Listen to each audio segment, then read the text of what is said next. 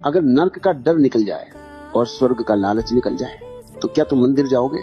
सच सच बोलना, अपने दिल पर हाथ रखकर पूछना। अगर तुम्हें पता चल जाए कि मरने के बाद कुछ नहीं है, सब खत्म हो जाता है, तो क्या तुम अपना समय बर्बाद करोगे उन मंत्रों को पढ़ने में? नहीं, तुम नहीं करोगे। इसका मतलब है कि तुम्हारा धर्म सिर्फ एक व्यापार है, एक बिजनेस, डर और लालच का धंधा, और मैं इस धंधे को जला देना चाहता हूँ। नीतीशे ने कहा था भगवान मर गया है। मैं कहता हूँ भगवान कभी पैदा ही नहीं हुआ। वो सिर्फ एक शब्द है, एक कोरा शब्द जिसमें कोई प्राण नहीं है, लेकिन इस शब्द ने तुम्हें मार डाला है। इस शब्द के कारण तुम जी नहीं पा रहे, तुम अपनी जिंदगी टाल रहे हो।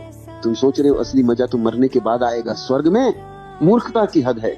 जीना यहाँ है और तुम इंतजाम मरने के बाद क्या कर रहे हो? यहाँ जिंदगी सूखी जा रही है, यहाँ कोई रस नहीं, कोई गीत नहीं, कोई नृत्य नहीं, और तुम अप्सराओं के सपने देख रहे हो। ये एक बहुत गहरा सम्मोहन है, हिप्नोसिस।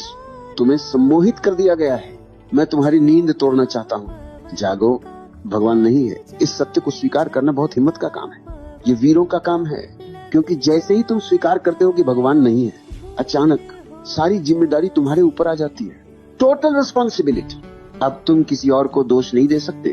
अब तुम अपनी गरीबी के लिए, अपने दुख के लिए, अपनी पीड़ा के लिए किस्मत या भगवान को नहीं कोस सकते। अब तुम जिम्मेदार हो।